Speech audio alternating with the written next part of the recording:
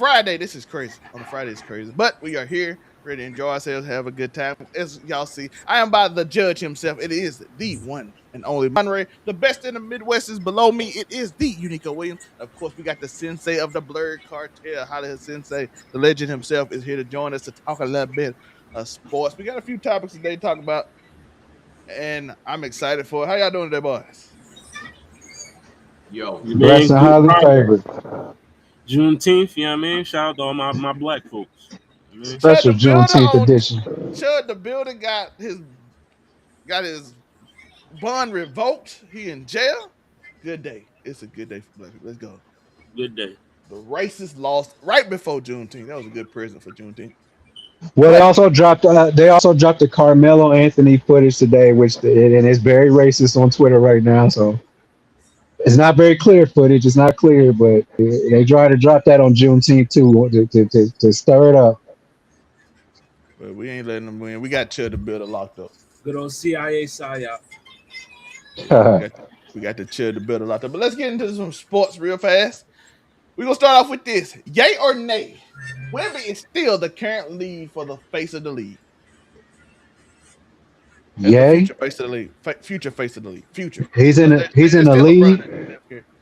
Yeah. He's in the lead, but I mean, had you asked a different question, is he the face? I would have been like, absolutely not. He had an No, not yet. opportunity, he lost it. But as far as lead, yes, 100%. I believe he's in the lead. How the hell? Uh, if they would have won the finals, I would have said yay. But because of how the finals ended and how he acted when it ended, I'm gonna say nay. But who you got? Who your lead? For me, it would be Anthony Edwards. He got hate for in serious things too. I don't know. They just choose to hate. He got I'm like, if you shake hands too early, you get hit on. If you don't shake hands, you get hit on. By the way, Paul Pierce showed the tape that he didn't shake hands at the end of the finals when they lost to the Miami finals. And Draymond or Green Kobe? said he shook hands in Toronto, but he didn't. So people found that out. Because Draymond Green went on a rant about shaking hands on you, something like the Kawhi on you. People found the tape. Oh, matter of fact, nah. Matter of fact, nah. The new face of the league about to be my main man. You know what I mean? In Dallas, we got the All-American white man. Oh, Coop. You know what I mean? Coop. You know what I mean? NBA been waiting for the next great white hope. You know what I mean? So yeah, They were disappointed shit. They were so disappointed shit. By the way, I love Cooper Flag. I love Cooper Flag. This said 50-point Coop. I mean, Got it. He's about to be the face of the league. You know what I mean? Coop play Interesting. defense. He can score. He do everything. I love Coop. Monray.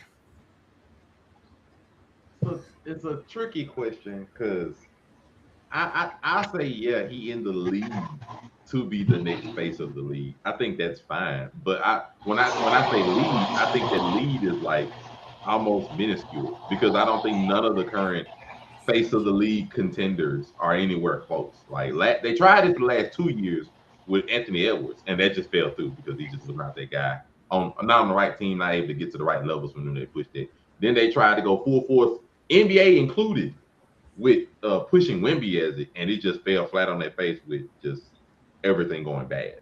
So it didn't work out for that one either. And then so sure he can be in the league because like he's like the most known right now American-based player. Well, not he's not even American, he's French. So it's still not going to be accurate. But otherwise, I don't really have a problem with it. But yeah, he could be in the league for face of the league, sure. But I don't think it's really much of a race. I guess that's what I'm going to say. Nobody is close. It's 3 criteria to be the face of the league. 1, do you move the needle when people talk about you? And I'm gonna tell y'all you, Wemby moves the needle. Listen, I did probably 100 shorts in the playoffs on the playoffs. The one name that consistently got me a lot of views is Wemby. If I put his name in there, he got views. So does he move the needle? Yes. Most watched finals alongside the Knicks. Yes. One of the most watched in Western Conference Finals. He got that. Talked about 5 days later, they still talking about him shaking hands. 5 days later, I'm seeing Skip Bayless still mention him shaking hands. Like that's how much they don't even talk about the Knicks. They talk about Wemby shaking hands still. 5 days. I saw Stephen A. and them talk about that. I'm like, again? I don't, but that's the need. So you need to move. Second, got to be MVP candidate. Should probably win MVP, but at least be an MVP candidate. He was third place, and the third, you got to win championship. Therefore, he is in. To me, he in the league, but he don't have it because he got 2 of the 3. Shea got 2 of the 3 as well, so he's close. Jokic is older, so it's hard to put him up there with them. Best player, yes, he could be in that conversation, 100%. But face of the league, he kind of on the older side. The league probably want a younger face of the league. So you got people like that. And another name that's surprising me that people talk about a lot that moves the needle, but he hasn't got the other two is Dylan Harper. I was shocked by that because if you put his name in the title, it does very well for your YouTube video. They even did a Family Feud episode, and Wemby was the 7th most famous athlete in the world, behind like Tom Brady, Steph Curry, Messi, LeBron. Like I'm like, that's a crazy title. He's 7th most famous athlete in the world right now among Americans. So I was like shocked by that. But yeah, so he got 2 of the 3, but you still got to win a championship, and you probably got to win the MVP to actually take that spot. So he only got 1 of the 3 technically. So, but he is a kid. I also could. Matter of fact, I'll take my answer back. I know. After listening, I'll take my answer back. I think it's SGA. I'm gonna be fair. The reason why he got 2 of the 3, so I'm taking it back. And the reason I say that back, Wemby is not fair to be like he moves the leader. He moves the leader right now because he was the most popular thing to talk about because the NBA was trying to push him as the face throughout the entirety of the playoffs, especially during the OKC and Spurs series. That's primarily when it pushed off. And yeah, he moves the needle, but he moves now. It's more of like some of that hype has gone down because he got exposed, and so it's not necessarily the same. OKC was moving the needle by being the villain, and SGA wasn't pretty to watch. But they were the villains because they were the villain. They were hyping them, going everywhere. Everybody wanted everybody to beat them. You can also move the needle by being a villain of the NBA. That's how certain people operated. That's how there are people that love LeBron. There are people that hate LeBron. There are people that love Kobe, and there are people that couldn't stand Kobe. There were even people in Jordan's era that loved Jordan, and there are people that couldn't stand him. So moving the needle ain't necessarily just you're gonna be the famed person and say, yeah, that's fine. And I think after like 2 months from now, once we get back to the regular season and then Wemby's moved to the point of all right, it's now whatever you do in the playoffs is the only thing that matters because they've done this twice with Anthony Edwards and they tried to push him and he was moving the needle, whether it was baby mama drama or everything else of that nature. So I'm not gonna say that you are the closest, but no, because nothing about his game right now, nothing about his current accomplishments, and nothing equates to you really being anywhere close to face of the league. Nothing equates to it. So I'm not gonna say that. I'm not taking my answer back. SGA is the closest because if SGA would have won a championship this year, man would have been the face of the league by outright being probably the most hated superstar currently going. And people would have wanted him to lose, would have made you beat the face by default, just because people outright know who you are by their dislike of your team. So still no. But I also see New York media has made him a villain because I don't know, they don't talk about it. Joe Budden went on a 10-minute rant on how much he hate Wemby now. So that's I'm not gonna count the people that just want to just trend and will talk about whatever they know is popular right now. As a real, Joe Budden's gonna talk about Wemby because Wemby's popular to talk about. Yeah. Skip Bayless gonna talk about Wemby because Wemby is popular to talk about. Like I'm not gonna count that as like no, it's just, you're trending right now. So they're going. By the way, I don't disagree with Monray because I did put SGA. He got 2 of the 3 in my category. No, if SGA would have won this year, he'd have been the face because he'd had 2 back-to-back championships, 2 back-to-back MVPs, 2 back-to-back Finals MVPs. Motherfucker would have been a face, straight up. Nobody wouldn't have been able to deny what the accomplishment that he did, and they'd have been well on their way to dynasty talk right now. And to be fair, he still should be because the Thunder are still loaded. But just regardless of whatever nature, we'll see how that goes. But no, I'm gonna tell you that no, Wemby's not. He's not the front runner because, and I say this and all respect to it, whatever. What has he done? You got the same metrics right now as or close to, you don't have better accomplishments than Rudy Gobert. What a freak would I say you're the face of the league right now? You don't. Technically, by the time LeBron got their first championship, he does have more points and more rebounds. And no, I was saying like actual accolades. Okay, you right now the main thing you have is the defensive player of the year, essentially rookie of the year. That's it. That's all you have to your name when it comes to like when we're having like career accomplishments and stuff of that nature. And I'm talking about face of the league. He hasn't done anything. And I gotta look over, and I have to be fair to him because like he's Also, he's not from American soil, so I don't have to put anything against him in that nature because we have multiple people that's not. I'm like, I have multiple champions that I'm just immediately glossing over. Giannis don't want the championship. SGA don't want a championship. Jokic don't want the championship. Who else did I have? It was those three. Like Jason Tatum, Jaylen Brown, like multiple other people done won a championship, done won finals, MVP, done won MVPs. And you the front runner, why? What reason do I have to justify you being the front runner of face of the league? What have you done? Now, mind you, I say he's extremely young, so he has hopefully a long and great career ahead of him. I'm just like, brother, that's not fair for me to disrespect the other accomplishments and the other things that these great players have already done. And usually, like I got a better chance of saying Luka's the face of the league right now, and Luka just has a shooting title or two to his name. And I got a better chance of saying that than I just, he made the finals. So a lot of these people.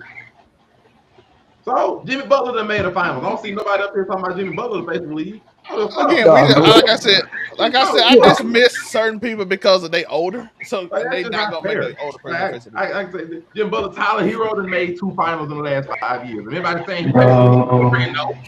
Everybody saying no, that's not fair. That is just not fair. No, he hasn't done anything. No, he has not done anything to say this man should be face of the league right now, or even close. Nothing. So No. You brought up Jimmy Butler like that was gonna be a real argument. Nobody ever thought that.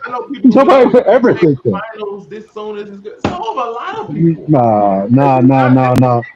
I never tuned into a Jimmy Butler playing tonight. Don't nobody do that. Wemby is a needle mover, but you tell me Wemby playing tonight, I'm gonna watch it.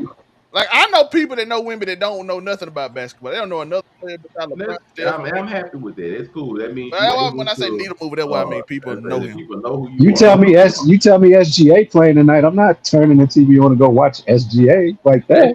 But I also know I'd rather go watch Wemby. I'm gonna watch just so I can root against them because I don't like that team. I also know people that do that. That means you also are a needle mover. Even if, like I said, even if people don't cheer for you, you can move needle by outright being a villain. Easy. But I do give him needle move. Like I said, it's SGA him in that little ranking for me. Then Ant kind of like third. Because like I said, like if you say SGA, I'm not gonna be mad at you because he got 2 of my 3 categories.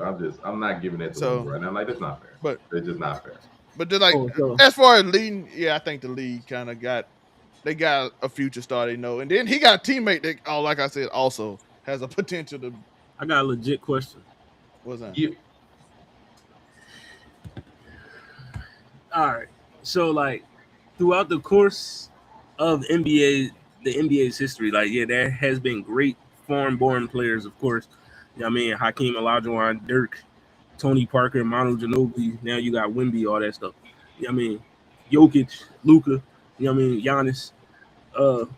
But with all that being said, the face of the league has always been an American player, even with the rise of the foreign-born players becoming some of the best players in the league. So realistically, can the NBA be as big as it continues? Can it continue to be as big as it is with a foreign-born player as the face and not an American? Because I'm gonna say this: American sport. I thought the same thing you did. Then I saw them finals ratings.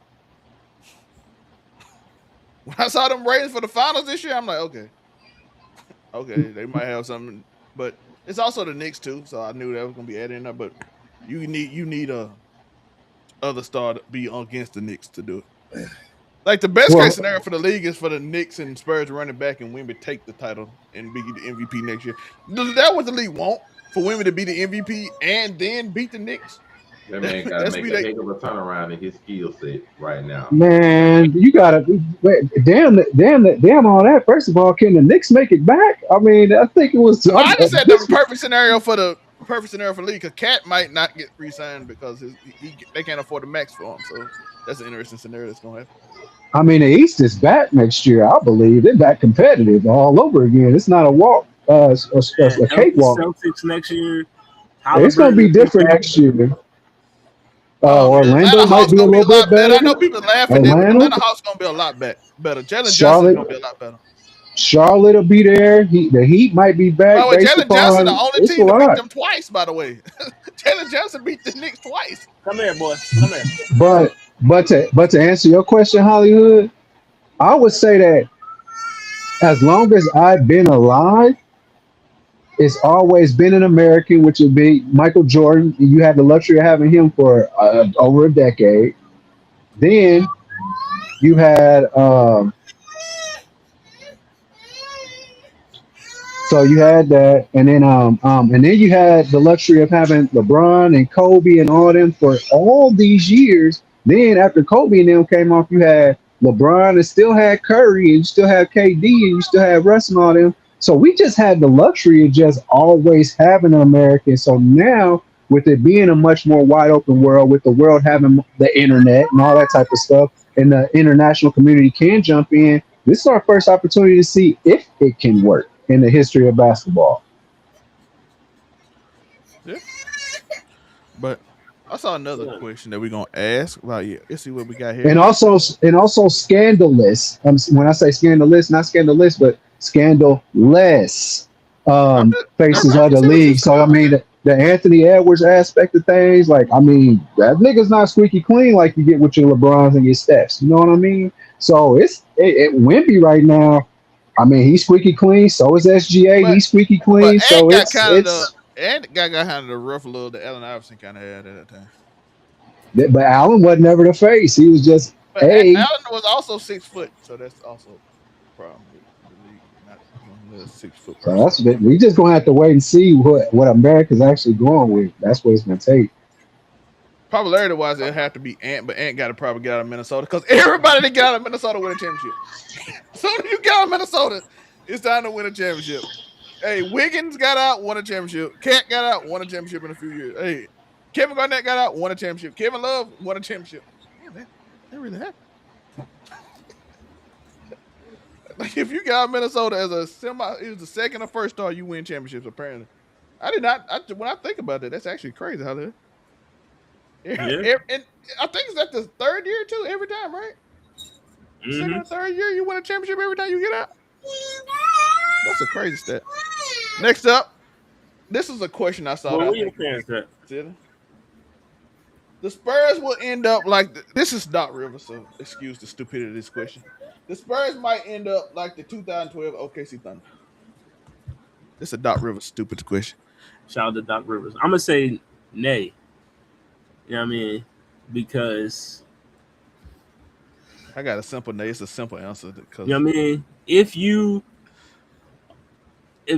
San Antonio, you got to be an NBA historian, right? You got to understand that what OKC did hindered them, and then they didn't win a championship until what 2025. yeah. Took them 13 years to, you know what I mean, get back to the, you know what I mean, because they dismantled the core. They didn't even have to pay James Harden that much. You know what I mean? That's the crazy part. Like they didn't even have to pay him that much. So I'm gonna just say nay because I feel like San Antonio not gonna make the same mistake. Just pay Wemby, pay Castle, pay Harper, put some vets around them, and get a better coach. Get Miss Johnson the fuck out of here. You know what I mean? And you'll be fine. Yeah, I'm gonna I say didn't know that. that coach name until the finals. I was like, who is this nigga? Who is this Sometimes I light call him skinned Mitchell gentleman? on accident. I'm We not gonna lie. moved Sometimes I call him Terrence Mitchell. Howard out of here, man. Get him out of here. I'm gonna say this though. I'm gonna tell you why it's a stupid question. They never had a chance to run it back. James Harden was gone by October 27th. He was gone that same year, so they never had a chance to run it back. So being like they'll never get back like these three did. Y'all said the same thing with them. I'm like, but they never had a chance to run it back. We don't know what they could have did if they would have stayed together. So I think that's just a stupid question. Thank Doc Rivers for asking it, but I Bro, do why want to you know. got me But like potentially, why the question is basically is there a shot that they don't win a championship with this core? Basically, that's essentially the question. But it's the same question. Before they end up like the 2012 OKC. Monray. So the question is it a shot that they end up like the 2012 Thunder and never make it back? Absolutely. Yeah, it's very possible. Why? Because recipe for disaster. You don't get rid of your coach who made obvious mistakes throughout the entire playoffs. You piss off your potential star backup point guard who's playing better than your main point guard because you have a cap situation that is pure carnage right now because he has exceeded expectations and still may not start next year. So 2, piss off potential big 3 member. 3, your star member, we have to hope make the advancements to be able to play the kind of game that he should rather than thinking like he's Kevin Durant. So these things combining, is it possible? Like I said, I don't think it will happen, but is it possible they end up like that and don't get back? Let's see. And then combine all that with they're in the Western Conference with an OKC team that took them 7 games to get by and some injuries and got exposed by a Knicks team in the finals that were inferior to them. And there are other Western teams that could potentially get better. And it's a possibility that they don't. Yeah, it's possible. I don't think it will necessarily happen, but I also have to be mindful and understand that this time last year we were talking OKC was the dynasty, and we were talking that Oklahoma City could get to the finals 3 times in a row with ease. And lo and behold, they got to the Western Conference Finals. They got stopped. And I understand that the NBA changes from year to year. Teams that weren't a threat last year are all of a sudden contenders this year. Teams that ain't supposed to get to the finals last year can get on a hot streak and get there this year. So is it possible? Absolutely, it's possible that the Spurs could make mistakes and could not evolve as a team that could just do bad things and luck could just not fall their way. It is definitely possible that over the next 2 years they don't get back to the finals. It is 100% possible. I think it's more possible they can get back, but I'm not going to act like they don't have work to do in the meantime. Like if they don't make the requisite steps to become better as a team and as individual players and as a coach, which is 3 different avenues, mind you, that they got to get better at. Could they get bounced out next year in the second round by somebody? Yep. Could they, then all of a sudden somebody get mad, somebody could get unfortunate. I hope nobody get injured or whatever. I'm just saying I understand stuff like that happens. Yeah, that's the possible name for me. Teams get hurt, teams get upset, teams get pissed, players could get pissed, players want to leave. Like, is it? And like I said, I hope this don't happen. I hope they stay together, whatever. But I'm just putting scenarios to understand.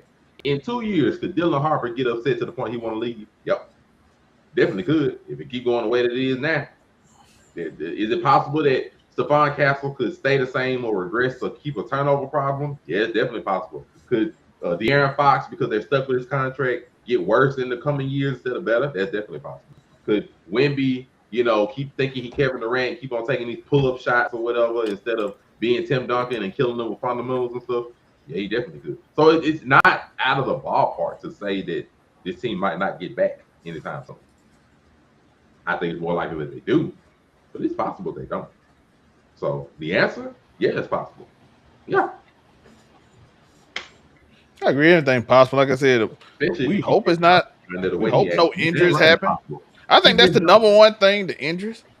Fortunately for them, Wemby doesn't have like a history of injuries. So that's a great thing for them. Like most of the centers, normally have like injuries throughout their life. Like Anthony Davis was injured in high school a lot. So like people like that, Embiid he started basketball late, but he didn't even play in Kansas. Like he didn't play in Kansas. He didn't play his first year in the league because he was injured. Embiid didn't because he had knee problem. Fortunately for them, Wemby longest out was because of a blood clot, which is like a whole different type of scenario than a leg injury. But for a big man, he had a blood clot. That's way better than him having leg problems. So that's a good thing for them. So hopefully no injuries happen. And the other point I had was I agree with Monray. Dylan Harper, he get mad. Like I said, now it's a problem because he advanced quicker than we thought he was. Because I promise you, if they thought he was going to be this good, they wouldn't have gave that extension up. I mean, my last thing, and I'm pretty sure we've all seen this post at least sometime this week or whatever. The last 8 NBA champions have been entirely different teams. The last 8. Yeah. So for me to sit here and be like, and we said year after year, not all, but a good chunk of those teams won. Oh, they could easily get back there next year. We said about Boston when they won. Might be the first time they say they ain't. We said about the Nuggets when they won. We said about Boston when they won. We said about OKC when they won. Like Milwaukee ain't even been close. In the last 8 years, none of them have gotten back, whether it was by injury or just they got beat. So I'm just not gonna act like, oh, they can. No, it's as a matter of fact, it's just more chance. Likely, if you ask for, hey, am I going to take if I'm making a bet at Vegas, I'm picking the Spurs to get to the finals or the field. It's just gonna be more likely that the field was gonna win. It's just odds. So no, yeah, it's possible they don't get back. I think they will, but yeah, it's possible they don't get back. Man, 82 games is so many chances for something bad to happen. This ain't like football where it's like, yes, it's a smaller sample size, and every game is like week to week is, that's the season's on the line. But the NBA, that's 82 games, 48 minutes, or however, 48 minutes of anything can happen. And so injury is crazy. I mean, we in the NBA, man, dudes be out like 6, 7 weeks, 3 months, like all type of stuff, and that can change the record drastically. Like, it's that's the NBA is so hard to call. Now, the point I want to make about OKC is like the team really looks good enough, especially record wise, to where it makes sense to be like they more than likely coming back for a third run at this thing.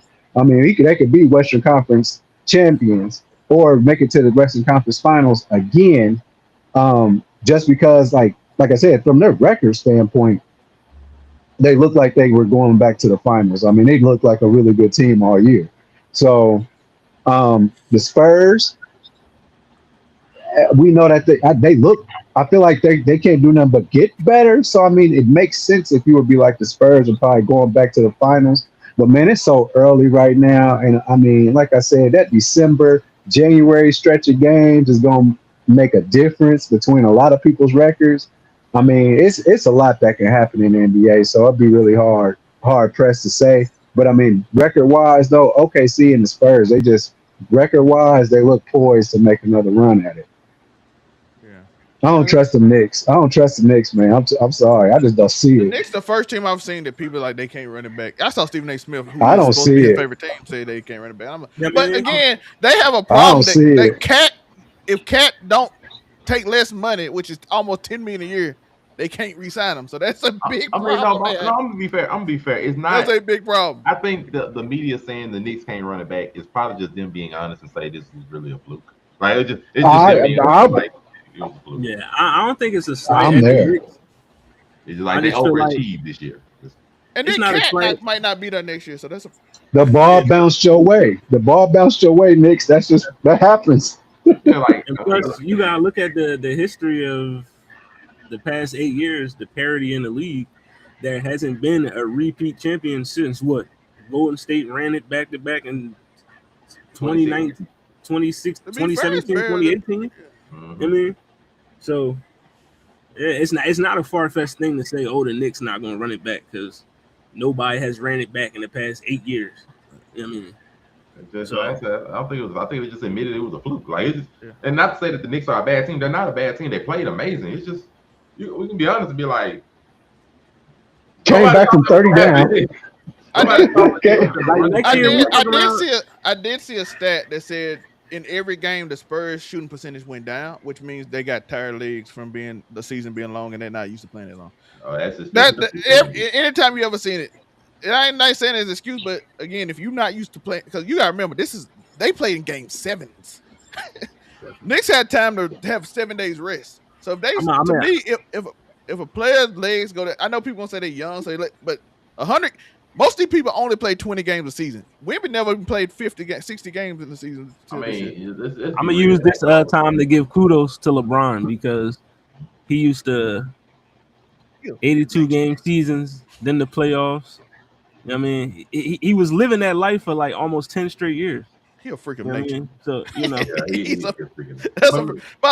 By the way, LeBron, the only player I know that didn't get a major surgery. That's why everybody in the next 4 years after him all retired besides him. I mean, but Zell, let's be real. It's not the Spurs that had it. It was Wemby. Like let's just be real. Wemby averaged 20-something minutes in the regular season.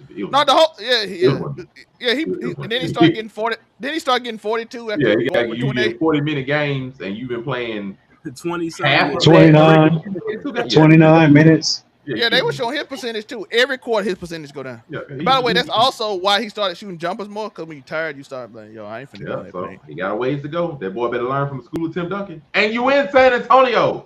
Go learn from Tim Duncan. But KG, him and David Robinson. He like you got both of them. I did see KG say Tim. KG said I work with young boy, but Tim ain't like that. Tim like, hey, Look, you in figure San it out. Antonio, you the next coming. You better convince No, me. But Tim KG better said do he'll work something. with him.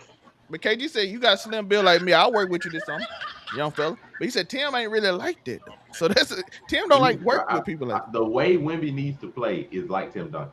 It's not necessarily like Garnett, because Garnett will also take jumps. But he talking about core exercises to get his strength If up. Wemby played like Tim Duncan, straight fundamentals, simple handles, and an occasional shot, the man will be unstoppable. But that take the fun away from him. Tim Duncan was like one of the most And that's why Tim Duncan could never be the face of the league. And though. I say boring to watch. Tim Duncan was one of the most boring, fundamental game players. Yeah. And he was also the best power forward in NBA history. The man had 5 rings. And he could who never cares about being the face if you win? Listen, on my list, Tim Duncan's ahead of Kobe. But Kobe was a face of the league. Tim Duncan wasn't simply because Tim Duncan didn't have the real. Like, if you win, who cares about being a face? You win. But we'll see. He that everybody kind of want him to be everything, and it's a very interesting there because he is the creative player that everybody kind of made in old NBA 2K. Like, I'll make this 7-foot dude that can dribble and shoot, and he can. So it's kind of like, okay, is he gonna ever adopt that mindset to be different? Because I ain't gonna lie. Let's be honest. All of us. Let's be honest. If you were 7'6" and can shoot like 38% from 3 and can dribble, would y'all not be like, yo, fuck out here posting up? I'm finna triple threat like cause that's lie. Let's not lie. We all did it on 2K, and did y'all ever just post up and do hook shots? I don't think I made it. No. 7'5". I've never. We created Wemby on the game and we refused to do it. He'd be 6 something, but I didn't make him 7'5". I know I didn't do that. I know.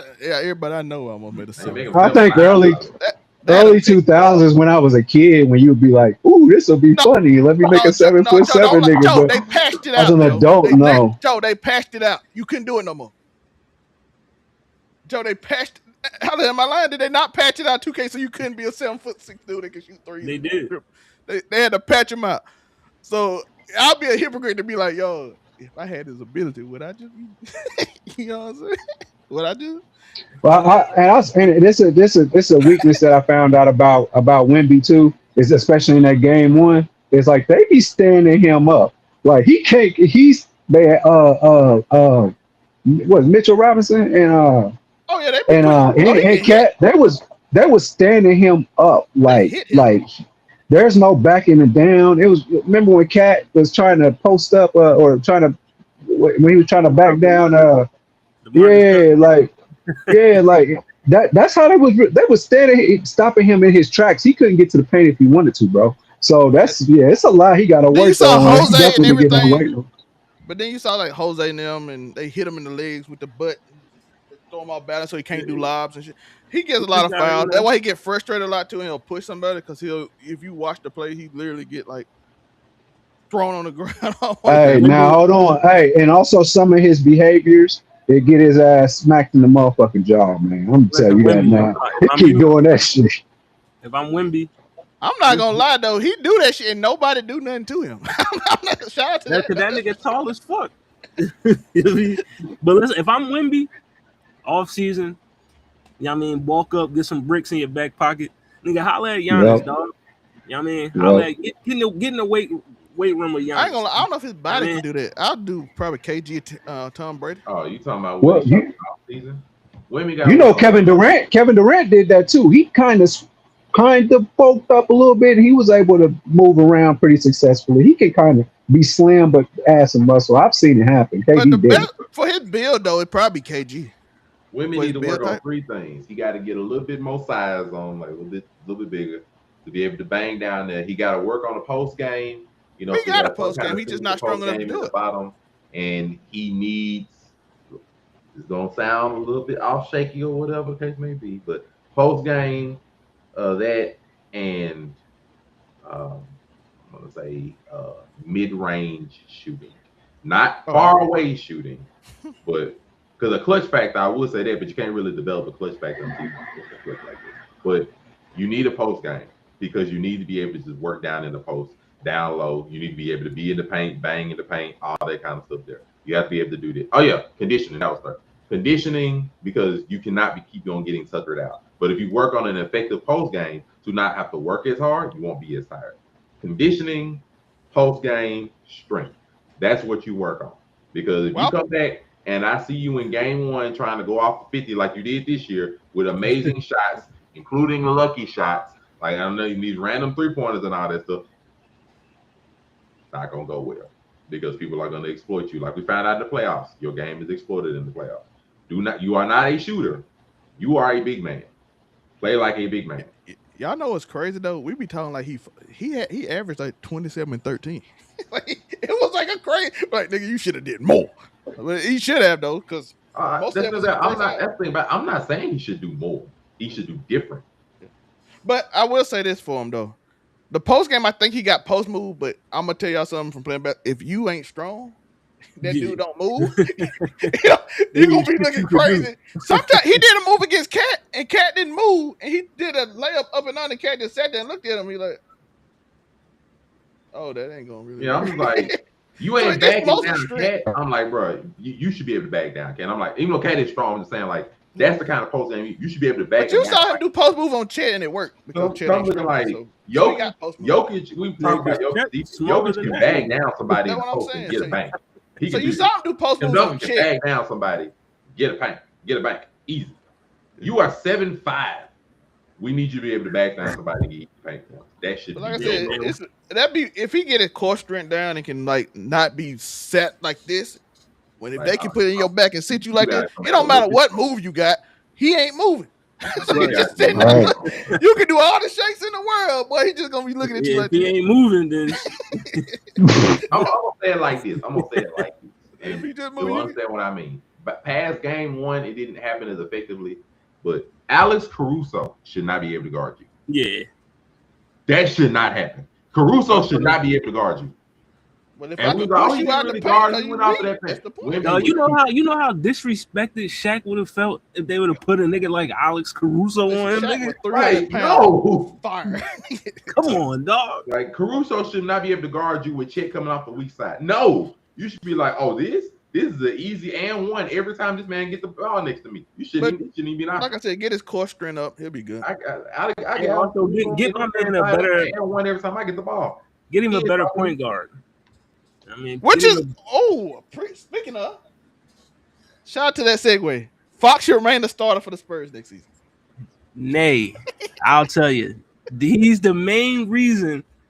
I'm gonna say 1A, 1B, 1C. He was like 1B for the reason why they lost this finals. I really feel like had they had a better veteran point guard that knows how to slow the game down and put your big man in positions to score, Chris Paul, it would have been way different. You know what I mean? Fox never been that dude. You know what I mean? Like, he been a great scorer.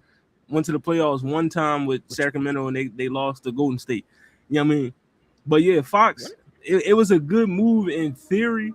It looked like, oh yeah, maybe if we put him in a different situation, he'll elevate his game. But we seen the flaws of his game come out in the finals. It's just he's not a floor general. You know what I mean? For a team that young, you need somebody that can slow the game down, dictate the pace, and be a floor general. And he's not that. So, yeah, that would be my biggest thing of getting him out of here and putting somebody in that can actually, operate with Wemby the correct way.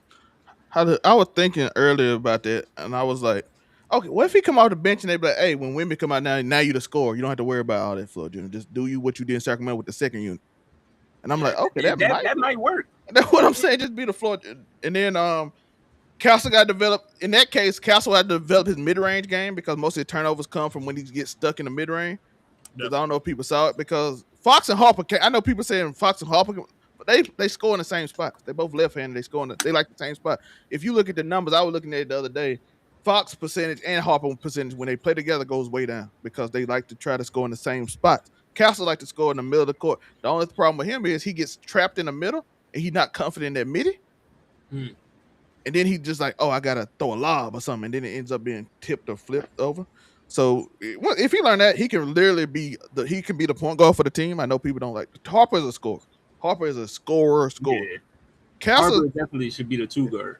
Castle is literally he's 6th in the NBA in assists this year. He was 5th in the playoffs in assists. He had a lot of turnover because when he get mid range, he kind of get trapped and then he throws the ball away because he's like, oh shit, I ain't confident in this shot. So if he work on his midi, which should be his main thing, works on his mid range, he'll be good. That'll cut the turnovers down. That's why I also when they were talking about Fox shouldn't come back in the OKC series, I'm like, no, Fox can occupy that middle and take the ball to Cal's hands so he less than turnover. That's the whole reason I thought that because I know when he get trapped in the middle, he gets in trouble and he loses the ball. He'll try to go through an offensive foul and run through people because he's like, dang, I don't trust this mid range shot. But I see him in the playoff try to start developing the Shea move that he tried to start doing. He kind of went away from the final because it wasn't working, but I appreciate that from him. Like I said, Dylan Harper got to learn how to go in the middle with his right hand because he'll lose the ball too much. And he got to learn how to pass when he get too aggressive because he's a great scorer. He is an amazing scorer. And then they both just work on their 3-point shooting, and they'll be if they work on those things. And I have faith in Castle because his 3-point shooting went up way higher this year. He went from like 29% to 38. So that means okay, I know you. And then the second half of the season went up to 40. So I'm like, okay, 40% in the second half. The playoffs, I think he ended up with 38 again. So I'm like, okay, you at 38 instead of 31, 29 like you were last year. So I'm like, okay, you improved. So I like seeing improvement from players like that. So and then Harper improved over the year. So they got a little bit to work up, but like I said, I thought Fox should go to the Fox. If you can't get rid of him, take him to the bench and let him be the main scorer off the bench. So he ain't got to worry about being a floor general. Monray. I see now I'm gonna be the one to have the complete answer. If they can't trade him, yes, he should be the starter. And I'll let you know that I am a Harper guy. Harper is my favorite person on the team right now. I hope he's fair. He shouldn't start if they can't get rid of Fox. The reason I say that is because I believe Harper has the talent and the ability to be a starter and start and lead the team and everything of that nature. That's fine. The two issues, one is that even though we have problems with Fox and everything of that nature, Fox started all last year for the most part. He started all last year. When this team won 60 games, it was when Fox was a starter and Harper was able to come off the bench. And if I had to pick one of them to come off the bench, it would be Harper. Even though they've also had lineups that are interchangeable where they've had Castle come off the bench sometimes or whatever. I've never really seen Fox come off the bench. And that's something that can be an adjustment going forward. Like, hey, Fox, some games you just might have to come off the bench, just to be fair. And that would be something I would watch. I would even be willing next year to start both of them or just interchange all of them to see what's the best rotation if Harper can really lead the team. Because even though we all say, yeah, Harper should come off and lead and everything and start or whatever, Harper is 20 years old. Like, he's also very young. And unfortunately, experience is just something that he's going to need. So I'm willing to have him start sometimes if I can't. But if I can't get rid of Fox and the man going to be sitting there making $50 to $66 million a year on my team, I have to, I can't justify necessarily benching him unless I know for 100% fact Harper can lead the team. And right now, though he has the talent, he doesn't have the experience. So if I can't let go of Fox, I would start Fox. And, some games it might be Fox and Harper. Some games it might be Fox and Castle. Some games it might be Harper and Castle. And I'm just going to work those around to eventually get Dylan the starting minutes and the ability that he needs to lead. Because he's going to be my leader in the future. That's going to happen. But it's going to also give me time because the coach also will have to get fair. The coach is not an experienced coach. He's also a young coach. So I have to give everybody time to be able to acclimate and really see if the team can be super successful with Harper at the lead like it was when Fox was at the lead. So as much as I would love to be like, yeah, I want to immediately start Harper and everything, wisdom dictates that's not immediately the route to go if I have Fox on my team. Because regardless of how the team is young, it just is. The team is young. Everybody's under the age of 23. And Fox is the only person with any kind of experience. And unfortunately, he has the history to show that in the regular season, this team won 60 games when I was the head point guard. Harper can't say that. So as much as I love Harper, experience and history is going to be like, lead Fox out there while he's there and alternate around.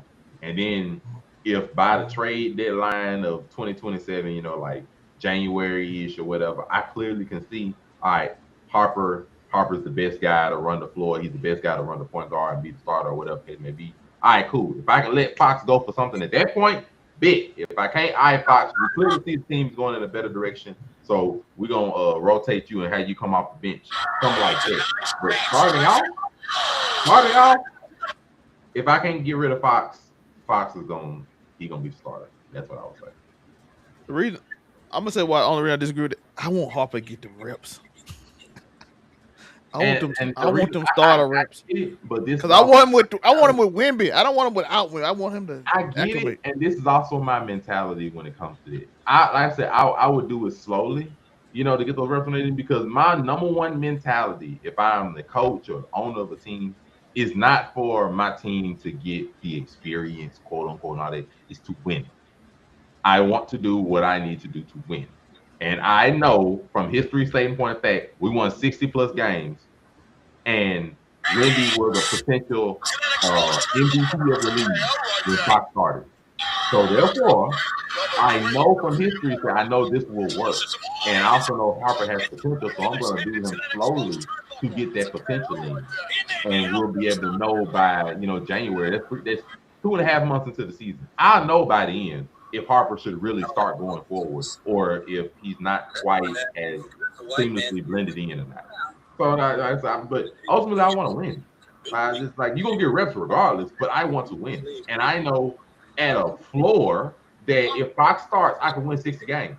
So I love Harper, but I also have to be fair to the team and the success of the team versus my own personal bias. So, yeah. I already asked this and we already answered, so we're not gonna really go on this. Knicks should be the title favorite. I think everybody said no already, so we answered that question. But I've seen Knicks fans are losing their mind right now, and I do want to go over this specific thing.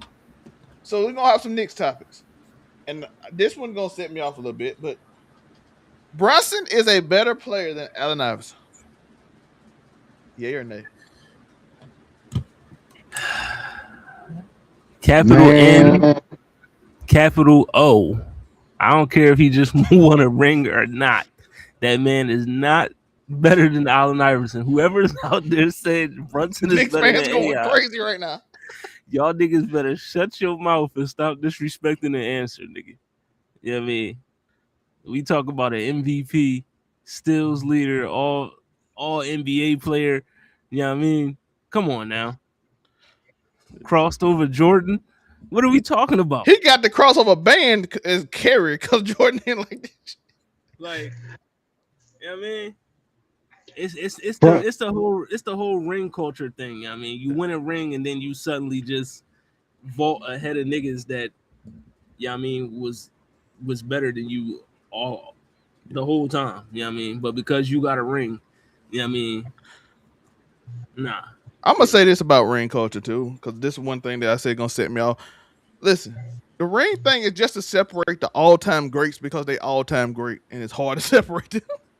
Right. What, like the Shaqs, Kobe's, they win 3 or 4, 5 rings. So you need okay, what's the separate? Who won the most? Who had the best percentage? Who did this? Who showed up the most?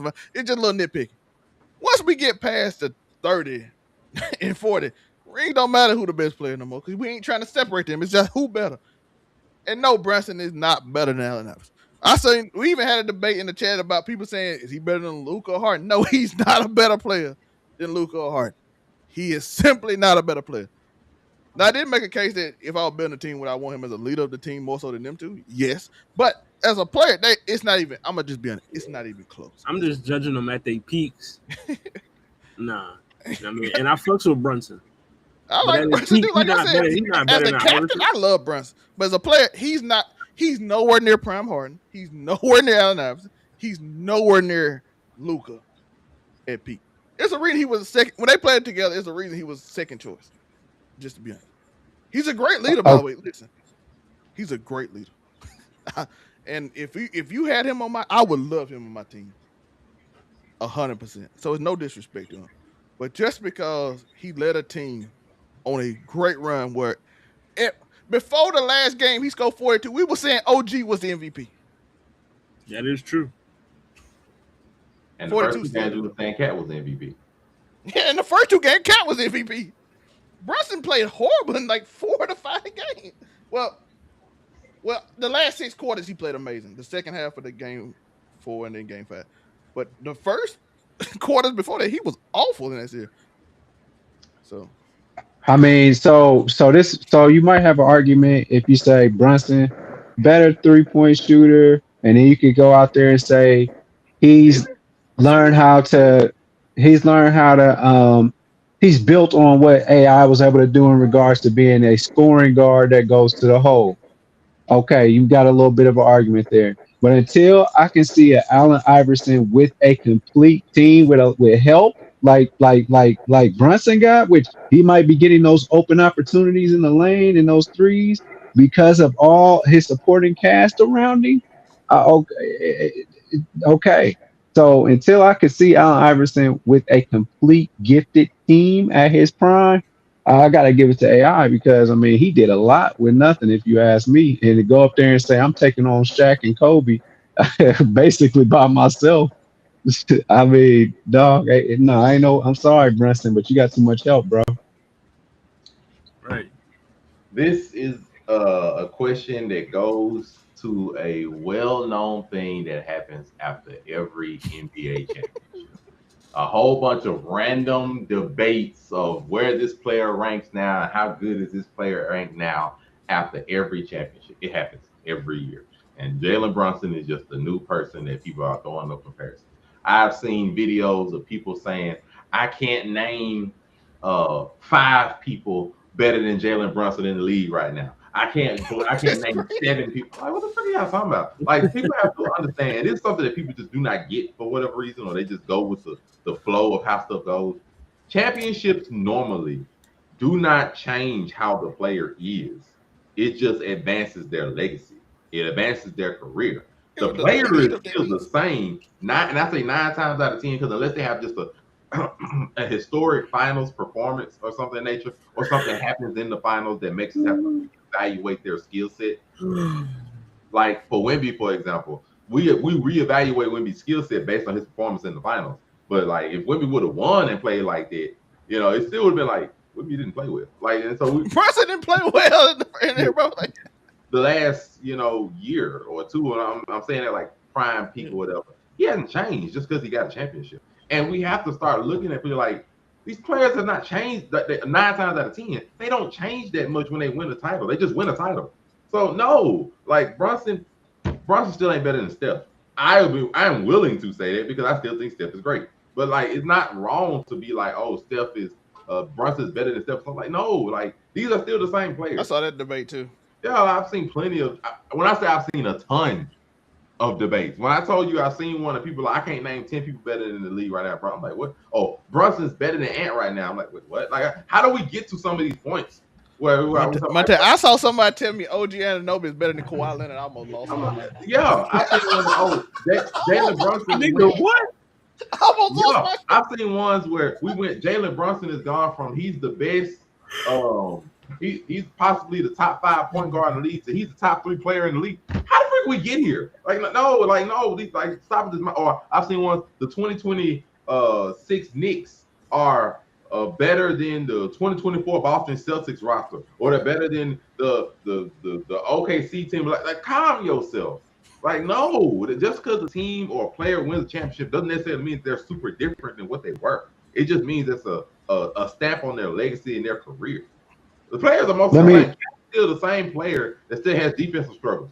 Like, and still shoots a lot of threes and stuff like that nature. He just won. Like, we're like, oh, Cat's a champion right now. Cat also scored 2 points in the last finals game. Like, stop acting like these players have changed a great amount just because they have a ring on their finger. That's not what that means. So when we talking about like Brunson better, no, he's not. No, he's not. Like, no. Matter of fact, when Castle guards him, even in the last game before he got in foul trouble, he only shoots 30%. We're not doing this, bro. Like, no, like Thank Brunson God is he got not Champagne and Fox. sniffing the top 5 to 10 point guards in history. Like, not let right me now. What are we doing? let me ask y'all this. Let me ask you this. Who does I'm gonna name these 3 guys and tell me, does he clear them? Holly, Maxi, and Cade. Does Brunson clear them? Yeah, right now because No. Take the step. Forget the championship. I'm talking about you got them 4. the fourth person that you would choose to start up I think to start just to be fair, two of them still young. Max and Cade is okay. kind of like they don't have the veteran. Well, no, I answer your question in a better way. I don't think clearing them is the right term to say that. Yeah. But would I pick him above those 3 years? Because I feel like he's just as good of a scorer as Maxey, and he's shown ability to be able to score in the clutch. So with Maxey, I'd pick him over him. Halliburton is two different skill sets because Halliburton is the floor general versus Brunson is more of a scorer. But so it's more either way. Halliburton come out with injury too. But Brunson has shown me that I've been able to go farther consistently, leading a team. Hallie has had the one run, but I have to see him be able to do that over longer periods of time, and I don't know what status he's gonna come back at. So I can say Brunson over that. Cade has had 1 year, and I've seen some of the hype over Cade. People need to calm down too. Cade's had 1 year. 1 year of being a top good scoring officer and a top point guard. 1 year. He got to have some. And in that 1 year, like, we give him a caveat because his team struggled around him to score. We will give you that caveat. Well, it sounds like you're saying that Brunson's the best point guard in the East. Then is what you're saying. Yeah, right now you could confidently say he's the best point guard. I don't really think there's a problem with saying. I mean, for me, I'm not doing it. If you judging it off of, accolades, then yeah, Brunson. But for me, who I want running my team, if I had to pick between the four, healthy between all of them, I'm picking Halliburton. I don't know how Hallie gonna come back. He had a lot of issues with his Achilles. It depends on what you want out of your team. Which I'm not mad. I say Halliburton and Brunson. Halliburton would easily be number one. Size of skill set. Yeah. Like Halliburton is a rare point general that also showed a really good clutch factor in the playoffs himself. It's just Hallie is young, and I don't know what stat he's gonna come off in. But if you want to say currently, right now, Brunson's probably the best. But it just also depends. And he beat Brunson already. He just ran in the shade. Yeah. So it just depends, like on what you. He got injured in the finals, didn't he? Game 7. He got 12 game 7 he got like, injured. He had the strain, I think, around like game 1 in the finals, and then like it just got the better of him when he got fully injured in game 7. But I'm not mad at it. I don't think he cares. Like if I'm even looking at outlook, like going forward, who I think is going to be the best. I think Cade probably has the best chance of being the best out of all of them going forward. But right now, yeah, I think I can pretty safely say Brunson, I think, is the best point guard right now. Though I have to be fair, the championship is a part of it. Because prior to the championship, it was probably like a straight free-for-all of who you really thought the best point guard in the East was. But with the championship, it's a bit of an icing on the cake. But I think right now you can safely say he is. But going forward, Cade could be a monster. Straight up monster, but it just, Cade is a dog. Maxey can be a dog too, but he, like I said, he young too. But I don't know how I feel about Maxey, to be honest. Maxey, I really don't know. I think Maxey is good. I think he's a star. I don't think he's gonna be the best player on the team. I think VJ gonna be the best player on the team. I don't know what the ceiling of Maxey is. I don't know if he's at his ceiling right now, being like a primary great scorer, but I don't like. He got to grow as a point guard. I don't know if he can just lead a team. I don't know if he can carry a team. I don't know if he can push a team, or if he's just like a Donovan Mitchell currently type player. Like he could be like the second best star on your team, but I don't know. Embiid kind of hinders him in Edgecombe because they had to slow the game down. Well, injured Embiid does. Healthy Embiid, that team. Oh, healthy Embiid the best player on the team, but injured Embiid, who knows? He can't jump because he ain't got no knee cartilage. But I love Embiid. Point guard wise, I say the championship's a part of it, but outside of that, like I said, outlook going forward, I would pick Cade. I think Cade. Yeah, I think Cade can be. Maxey, you're looking at him. I don't know. That man's stats go up every year. He shoots up too. Points, assists. That should just go up every year. You know what I mean? He's an offensive monster. It's just he's so fast, bro. I don't know what I really think about Maxey. I don't know what Maxey's ceiling is. That's why I say I'm a bit befuddled, and I can't really see, unfortunately, because of him and the team and everything around him. I can't really see him in the biggest moments because the team never really gets past the second round. So I just can't really like. They got more screwing us, dog. They got swept this year by a team and Champagne. They got swept this year by a Knicks team. Like I said, Knicks team played great, but they shouldn't have got swept by them. So I can't really say I know what the ceiling of Max and what he can really do. I don't know because they get the second round. I'm gonna be fair. The Knicks was putting triple teams on Max. I don't know what I can get from them. Like they were triple teaming that boy. When they run out him, VJ Edgecombe, Paul George, and whatever Embiid we make. VJ gonna be a dog in the future. I just don't know. I don't know what I can make from Maxey because I don't know what he can do. Gotta move them old niggas out the way so the young boy can flare, get some players on. Next up, I just got a question Monray sent me. Carmelo Anthony's career is being deleted because his number in Denver was taken by Jokic. His king of New York. By the way, that's a line from Pop Smoke. I'm the king of New York. I'm king of New York. Melo. Now it's gonna change to king of New York. Brunson. His Olympic record got broke by Durant, as Monray sent me. Yo, I'm not gonna lie. Melo might be the best player to ever be so disrespected in my life. Letting Jokic take his number is still crazy to me for Denver. That's still crazy. I love Jokic. Jokic wasn't that when he got that number. When he was a rookie, he was not this. If he was this and he came in and won that number, yes. But they let him take it as a rookie, and he was like a late first round pick. And like, oh, you can have 15. What the fuck you gonna do? I mean? Why take that number? I got my answer for this one. I'm gonna just say, nay. Real hoopers, real basketball fans. I agree with that. You know what I mean? They know Melo is stamped. You know what I mean? Hall of Famer. It's one of the 75 greatest players of all time. And not getting knocked off. He ain't. You know what I mean? You know, he was a walking bucket. You know what I mean? He's just, you know, he chose to do it on his own. He didn't what fucked Melo up was, you know what I mean, he got sandwiched in between Kobe winning his chips and then LeBron winning his chips. So I think his first 4 years he lost to Tim Duncan and Kobe. All 4 years. You know what I mean? So, but yeah, Jokic brought a championship to Denver. So, you know what I mean, and Brunson brought a championship to New York. So, regardless, you bring a championship to any team. Yeah. I mean, your lore is going to be significantly. You know how the hell you know it's nasty? His jersey never going to be retired in the Raptors because the nigga got it. You know what I mean? You gonna see 15 and it's not Melo in the Raptors. That's crazy. Melo maybe get 7 for the Knicks. Maybe he can get 7 for the Knicks. Yeah, he probably get 7. But Melo and Denver ain't end on the the greatest relationship anyway. I'm gonna tell you the truth though. People don't remember. That team was getting moved until Melo got there. They were selling the team off and it was going to be OKC. But Melo got there and saved the franchise. Yep. They were the worst team in the league with Andre Miller and all them. In his first year, they sold so many tickets. They said, "Nah, we gonna send Seattle to OKC and not Denver." So the only reason Denver got a team is because Melo showed up. Because Carmelo Anthony. You know what I mean? But, and to get disrespected in that city is crazy. You know, his legacy, I ain't gonna say it's being deleted, but it's usurped because of the greatness of Jokic winning the championship and also wearing the same number. You know what I mean? And then Brunson winning the championship. But also, I mean, Melo, when he was in New York, you know what I mean, they didn't really have the championship caliber team, to be honest. Like, 1 year they had it, Amari broke his arm hitting a fire extinguisher. You know what I mean? I'm still upset about it. Screwed it up. Yeah, Amari started I ain't never gonna forget. They lost by 1 point in Miami, and he hit a fire extinguisher and broke his arm. Upset by that stupidity. Like, why would you do that shit? You know what I mean? He didn't even play no more. Like, you just ruined our chance, dog. Because they only lost by 1 point, Holiday.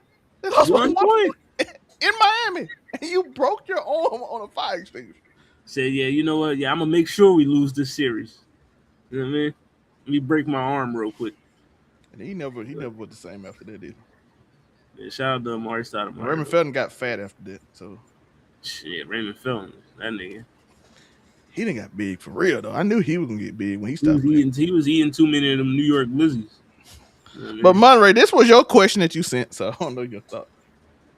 Like I said, this over the past week where I've seen so many posts and debates and questions, I had to send this one because it's really interesting. I don't think it's being deleted, but is he being sort of diminished? Definitely. Like, I think when it's all said and done, when it's all said and done on basketball, I'm going to go forever. But when it's all said and done of like probably the next 10, 15 years, Melo might go down to being when people ask about, hey, yo, how was Melo? He was one of them good players, man. He about to go down to that route because Nuggets The Nuggets, I'm gonna be fair. The Nuggets, they remember him, but they've already forgotten him. They got a championship. They don't care anymore. They've already moved on. He saved the team from They got a getting championship. moved. The Knicks, I can tell you right now, the Knicks barely will remember he had a jersey there, just because the fact they just won their first championship in 50 years. They will outright forgot that man even played. They might not even remember his name anymore. Like, He the first person to get them to the playoffs in like a decade. They don't care because they got their first championship in 50 years. They don't give a fuck.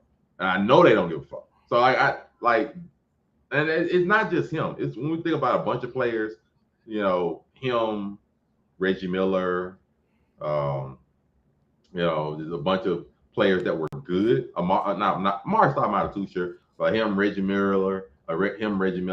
I had somebody else in my head and it slipped my head just that quick. But the players that were good, but ultimately did not get a lot of championships or accomplishments, that go in the record books other than like points and statistics. A lot of those are just going to end up being like, they were just good players. And it's unfortunate, but it's going to end up being true because as the league continues and more good and skilled players show up, some of them are just going to get left by the wayside. And like, they're going to be like, okay, they were great players. Yeah, some of them made the Hall of Fame and that's going to be it. They're like, okay, well, what else did they do? I mean, we're going to be like, okay, what was the highest point of Carmelo's career? Was it playing with AI with the Nuggets, in the Western Conference Finals against Kobe or whatever? Like, yeah, I guess. Or was it, helping the Knicks make their first playoff run? And yeah, but they also won a championship. Like saving a franchise from a. They were like, yeah, you saved the franchise. I'm like, they were like, yeah, quote unquote, save the franchise. They weren't going bankrupt.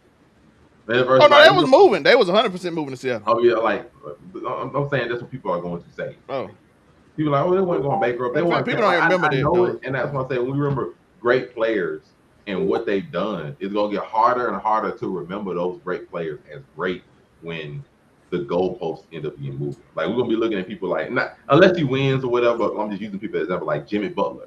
Really, that Syracuse gonna help him.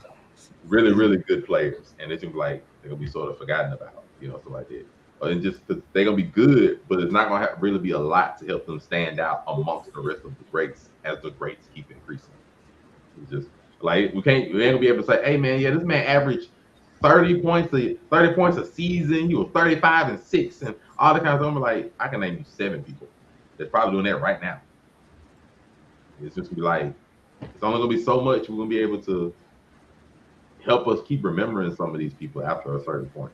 Like Tracy McGrady. Tracy McGrady is definitely heading down that route. Where he's like, man, he was a great player. Yeah, he behind Melo. He never got the first round. And that's I'm telling you, like, and it's Doc Rivers' fault, by the way. It's Doc Rivers' fault. We know T-Mac was an amazing player, but it's gonna be at the point like it's all Doc Rivers. It's just not gonna be a lot to continue to separate them after a while. Like, we're gonna get to the next iteration of the matter of fact, this is gonna let you know. The next iteration of the top 75 players in NBA history is gonna be way different than what it was last time. And the order, the ranking, all of it's gonna be way different. So I just know, like, it's not necessarily being deleted, but I feel like Melo's gonna still make it the next year because it's like 15 people behind him. I ain't saying he's gonna be eliminated, but I'm just saying I'm using that as an example. Like, I want to ask, do y'all agree with this or not? Because I've been saying this for a minute. Because they always said, if Melo was drafted by the Pistons, you know what I mean? Like, yeah, he probably would have won a chip early in his career, but I feel like had he went to Detroit, he wouldn't have been, who he became, because look who Detroit had at the time. I mean, he was going to start off probably like the 3rd or 4th option. You know what I mean? He's going to be the 6th man. It was going to be, you know what I mean? He probably was going to start his first few years off on the bench. You know what I mean? So I don't know. I think that's an interesting. I think he's such a naturally gifted scorer. He would have still averaged like a lot of points off the bench. Yeah, he probably would have been. And Larry Brown would have taught him so much. I'm gonna be fair. My last thing on Melo, when we was talking about, like, he could have won this chip or whatever. Look, that Denver team was awful. Melo could have won the championship. He would have went to Miami. Yeah, that was my thing. He chose New York. He chose you. Asked him to come with them to Miami, and he said no. He wanted to do it on his own. And that's like, in my mind, he chose to want to do it on his own. And sometimes, because I remember I got mad when he even went to the Knicks and he could have left again. He went home. He went to his hometown. I'm like, bro, no. Like, so in my mind, he chose to want to do it on your own. And sometimes it's just a chance you take, versus. Oh, I got to ask y'all. because they said something about, speaking of the Heat, them winning only 2 chips. Was that a failure? Like No, they people, almost didn't win the other one. like I just don't understand how winning 2 championships in 4 years can be considered a failure. Like I get it. People always want to say, "Oh, LeBron got on stage and said they was going to win 7." Bro, he was hyping the crowd up, man. Like, come on, dog. How the hell? Like, How the hell? y'all can't really take that shit serious. How the hell? They just said Wemby's career. I seen people say, I seen LaMelo Ball say Wemby's career is stained forever because he lost the championship at 22, and I'm like, at 22. No matter what, it's stained. I'm like, this is the crazy, and this is a basketball player just saying crazy. I've learned Who said that. that? LaMelo Ball. Then Lonzo said that's the stupidest. Yeah, Lonzo definitely. He had to. Cause how your career stained and you lost a chip at 22. You went to a championship. Everybody they compare to you is literally LeBron, Shaq, Kobe. Like that's who you compare it to right now. Oh, They don't mean he gonna get there, by the way. But it's stupid. They don't make I've sense. learned. They don't make a lick of sense. No, I've learned that you can't follow the media.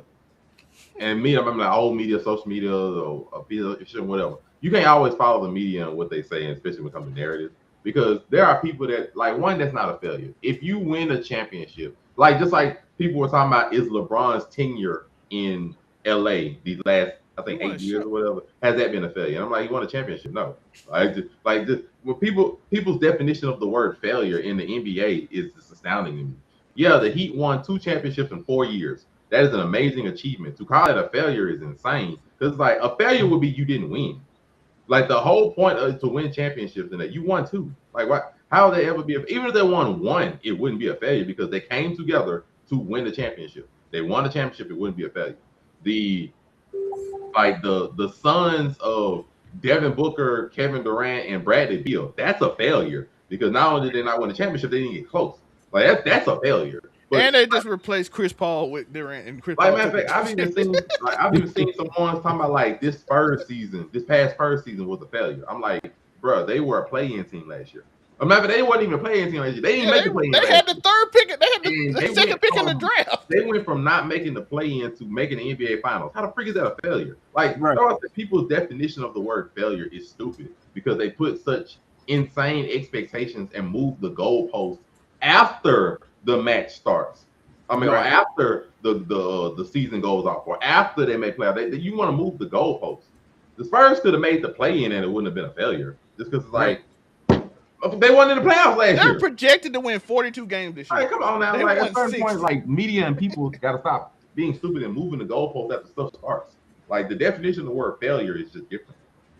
I was seeing clips of people that were saying that before the season. They're like, yeah, that'll be the 16. They win 45 games.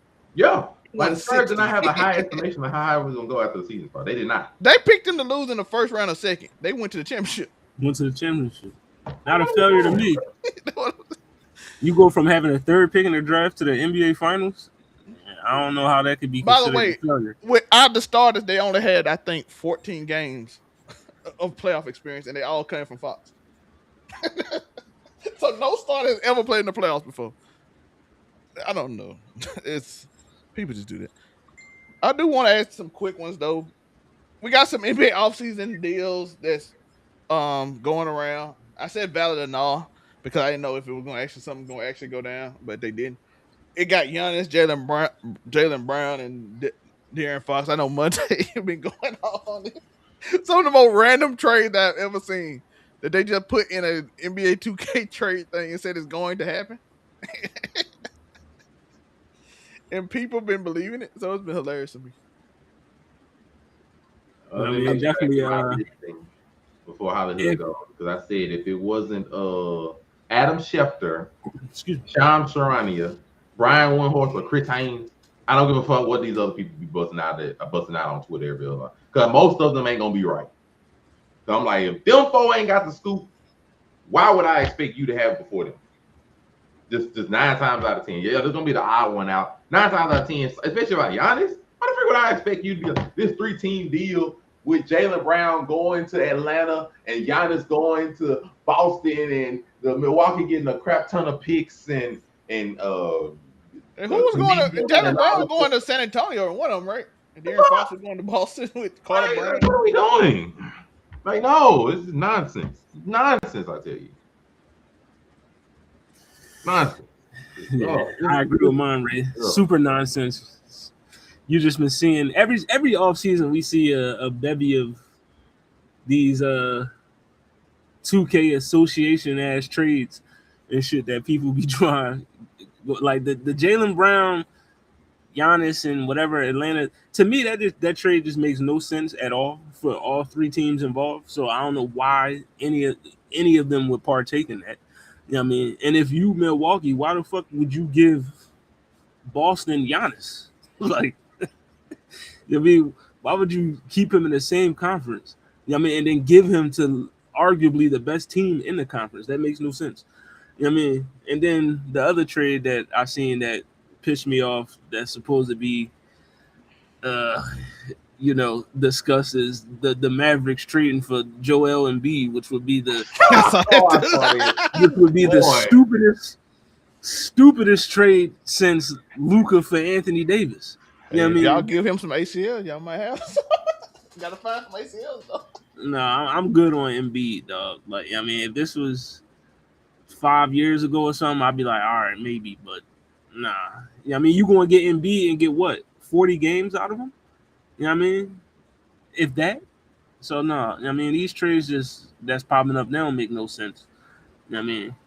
And like Monray said, if it's not coming from the legit sources like Shams or you know what I mean, Adams, Schefter or Windhorse or Bleacher Report or whatever, I'm not paying attention to it because there's so many of these fake NBA troll pages and shit that be posting this misinformation and then motherfuckers run with it. Like niggas be getting the NBA Central John, they be getting Central every day. You know what I mean? Just because you see the little check mark on there on the Twitter John, you think, it's real information, but it's not. You know what I mean? You could literally type it in on Google and do the research for yourself. But yeah, I'm cool off of these makeshift ass 2K trades. I'm all right. I'm all right. Bro, I saw somebody compare Darren Peterson to Kobe, and I said, that's crazy, Kendrick Perkins. Shout out to Kendrick Perkins, though, for Jackson State University. Going out there to help them out as well as do ESPN, so shout out to that. Shout out to He's Jackson coming State. down to the SIP, going to HBCU to do some work down there. I would root for a black person. It's Juneteenth, so shout out to that. But it was another one I saw, too. I also saw that till I was saying Nick Young said the Spurs season was a D, and I'm like, that's crazy. But man, them niggas on the arena or whatever it's called now, they just be saying shit, bro. I'm like, ever since Gil, even they said stuff with Gil, but it seemed like it was all jokes and they were just talking. Now with Skip there, it's just like we all just finna say the wildest. Skip there, they just like, yeah, let's just say anything. Let's try to go viral. They was the ones that said the fucking Miami Heat, LeBron's tenure was a failure because he only won 2 chips. Fucking Skip and Kenyon Martin, they were just, adamant that it was a failure. I'm like, 2 championships in 4 years. If that's a failure, I want to fail like that. Yeah. You know it's them and the other show that actually get me upset. That's how I want to fail. The other show that actually get me upset beside that, I don't watch them no more, is the Rich Paul and Max Kellerman show. Rich Paul does propaganda to maneuver around shit, and I know he doing it because he just saying stuff. He says stuff to maneuver around so he can get his 8th player. I'm not saying this as an agent, but if you put Jalen Brunson, first things first, bro. That is the most legit show, and the main one that I watch. I watch But most of these other ones, boy. I watched the Tracy McGrady and them and Vince Young, that little new podcast they got. The only show that get my attention, like Monray, I like First Things First, and Nightcap. That's it. Nightcap is hilarious, bro. I'm just gonna watch Nightcap and First Things First. That's it. If you like football, watch Steve Smith show because it's nothing but hoops. If you enjoy it, he will break down everything. I love Steve Smith show. It's probably my favorite. And then that other show, the one, what's the other John I hate? The one with fucking. You got Emmanuel Acho and the Speakeasy. They just say clickbait stuff. That shit is so ass, bro.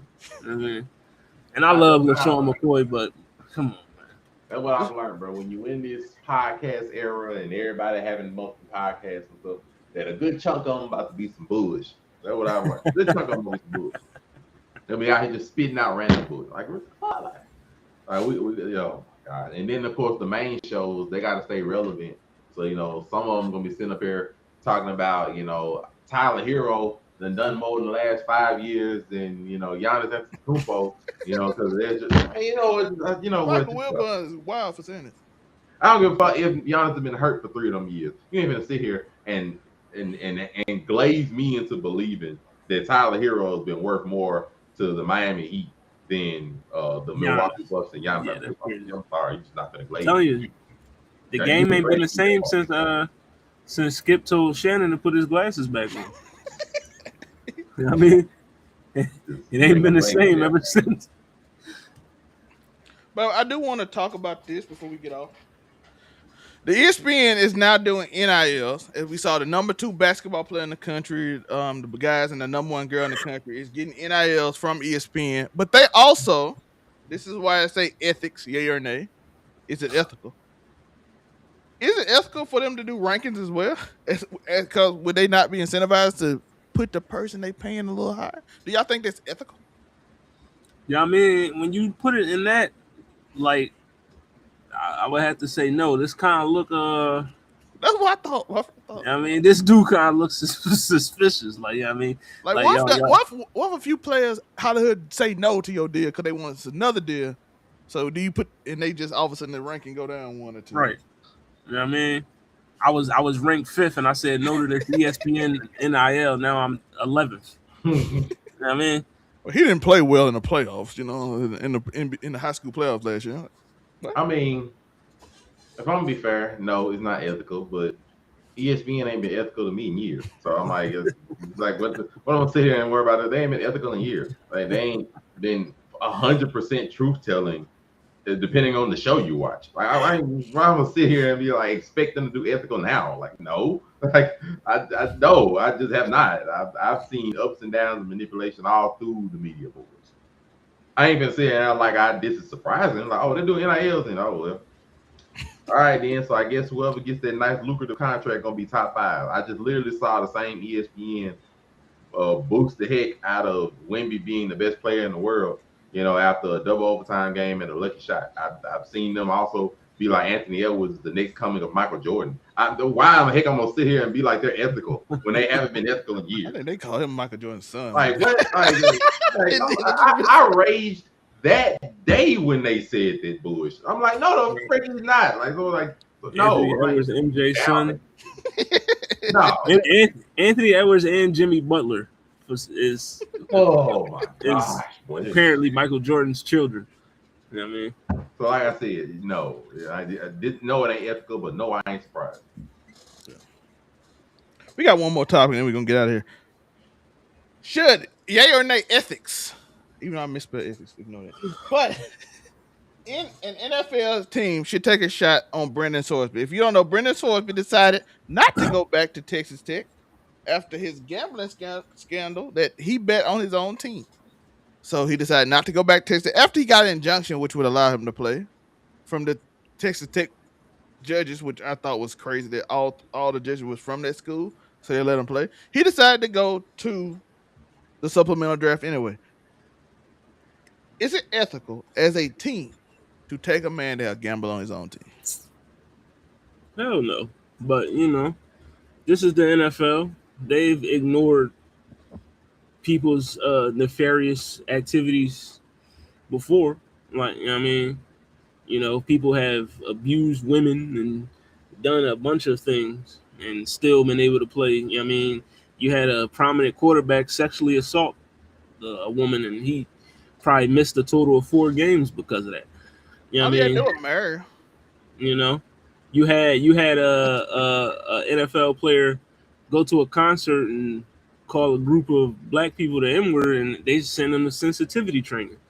So you'll be Brandon Sorsby, he probably fit right in. Somebody draft him, even though they shouldn't, because gambling on your team is against the rule, and if you allow him to continue to play, you setting the precedent now that you can do that. Like, you would have to completely change all the rules that comes with players gambling. You know what I mean? If you allow him to enter the NFL. So it's hella unethical.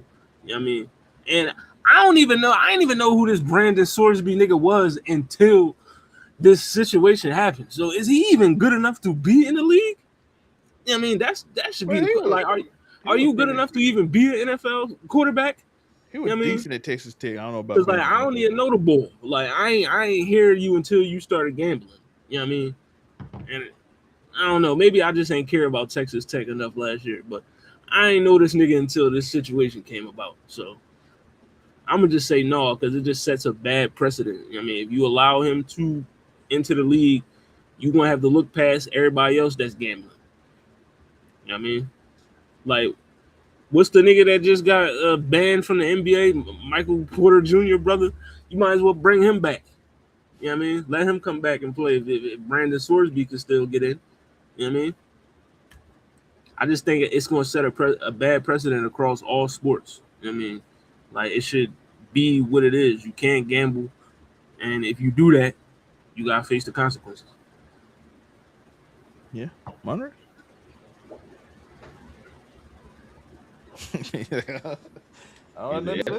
No. Should they take a shot? Yep. Why? Because the NFL has already shown they ain't ethical for 100%.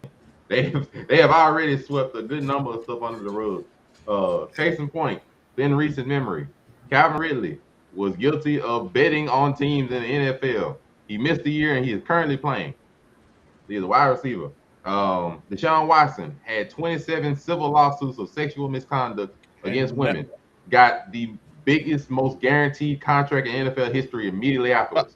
By the way, they hit it. I do want to say that they hit it, and the owner paid after he said, "I don't want to be on this team." You know, the owner paid for the lawyer of all the women.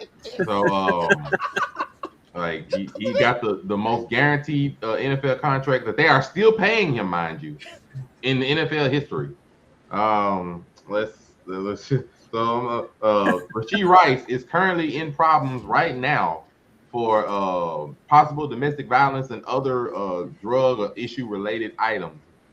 Here's one, Hollywood. James Pierce Jr. was following a girl and literally put her in mental and potentially physical danger, and currently is still on track to play in the NFL. He wrecked the Lambo to get her too, dog. I'm not going to sit here and act like the NFL has wrecked the Lambo. Shout out to Rakia Jackson. Yeah, I pray you're getting all the help protection that you need, baby. Like I'm just using this as examples to show the NFL has not been 100% on the up and ethical. Nope. Sean Payton was guilty of Bountygate and literally taking hits out on quarterbacks and other players on his team. Motherfucker, right now in the league coaching. Like, what are we doing? Like, what am I gonna sit here and act like they've been 100% ethical on the up and up? Excuse me? The many chances they gave Antonio Brown, even though some of that was Tom Brady, Antonio Brown got. So anyway, yeah, they should take a shot on him because the NFL has already shown that sometimes if you good enough, or sometimes if it's not as bad as they hope it's not, they are willing to slide some stuff under the rug and still sign you and let you play. So therefore. Yeah, he was betting on his own team. So Calvin Ridley. Well, Calvin Ridley might not have been betting on his own team. He was betting on teams. He didn't do 90. He didn't do 90K worth though. How you know that? No, but this is not on Calvin Ridley. But I'm just like, you know, I'm like the NFL has, like, bro, our greatest head coach in NFL history is a known cheater. I don't want to hear this whole nonsense. It's not ethical, but they ain't been ethical yet. Nope. They have not. Like, the GOAT literally is got his own scandal of Deflategate. I'm not finna sit here and act like the NFL has been ethical. They ain't been ethical since its inception. What the fuck? They like, look, if we can sweep this under the rug and it's not that bad, let them play. We've seen it. Like, don't take a shot at them. Why not? They ain't no different. As long as it's not like tragically bad. Bro, some of them been tragically bad. you remember the nigga, what's his name? Greg Hardy, nigga beat his girlfriend up, tossed her on a bed of machine guns, and the nigga got signed by the Cowboys the next year.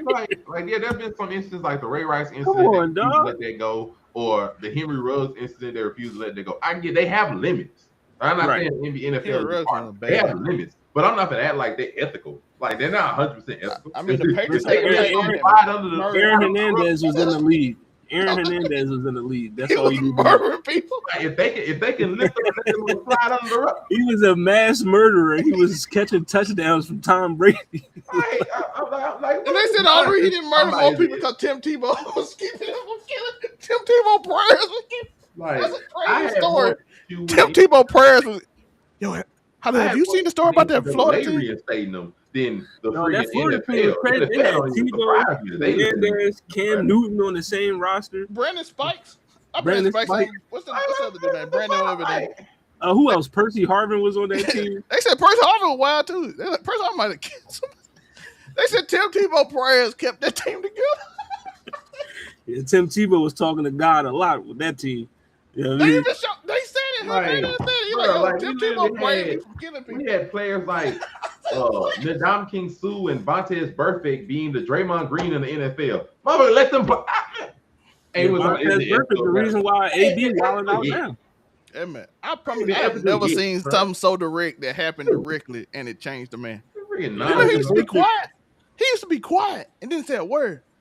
Next season, he in the locker room while coach was in there doing the video. Like, look at me. Right, he on Instagram Live and And it's that the nigga next year. I'm like, when do you start Vontaze doing Burfict changed the trajectory of Antonio's brain. You know what I mean? Man, Lawrence Taylor had a multitude of issues. When Oh, he was in the Lawrence league. Taylor. Lawrence Taylor was doing crack before game. What are we doing? He's the greatest defensive player of all time.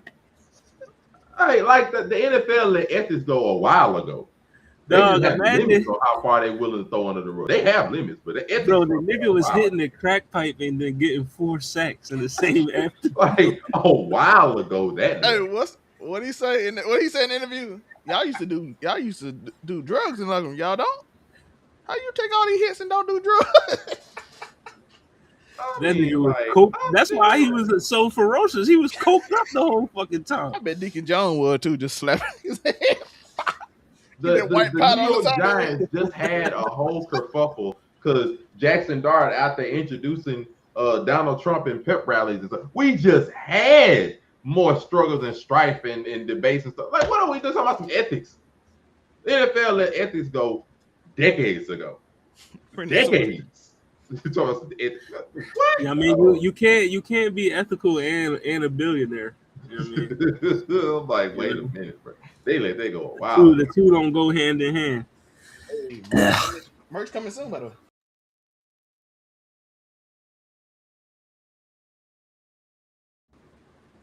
That's crazy. Merch coming soon. We don't sympathize with being there. You know what I mean? Why should we?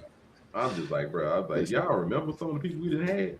The NFL and listen, they allowed Ray Rice to come back until the backlash, and they was like, all right, hold on. Now did you hear when they said they saw the video before, but when he got out, they said he got out.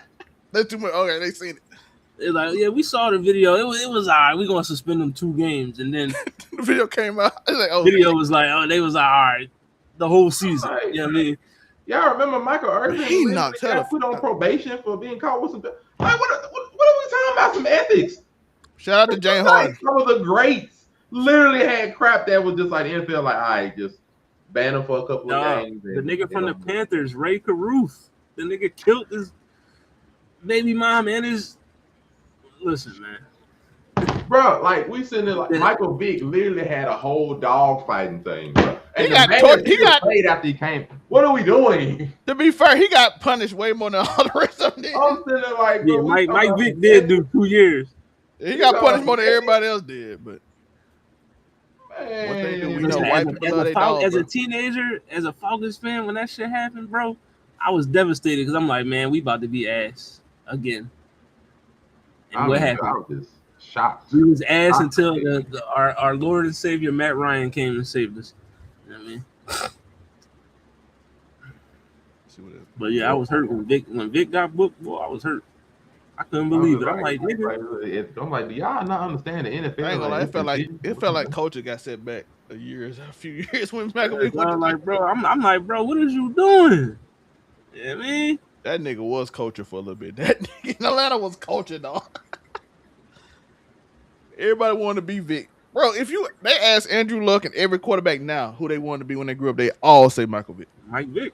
He was that oh man. yeah, that boy made the running quarterback and everything look good. Especially we Before had Michael Vick, they were like, oh, black people ain't Sean smart enough to Jackson. be quarterback. You had a few, but like Donovan there, but they were far in between. Not every quarterback almost black. Good chunk of them, and that's a good blend of all of them all across the board, black and white. Yeah. It's like now in the NFL, you gotta be a mobile quarterback now. You know what I mean? Oh, you just have to be really, really good if stationary. You just have to be really good if stationary. There are some like, Joe Burrow, and there are some that are good if it's just stationary. But Joe Burrow can run a little bit. He can. Joe Burrow can run, but he stay getting his ass smacked. So he, he do get put, but he gotta stay in that pocket. But his offensive line ass.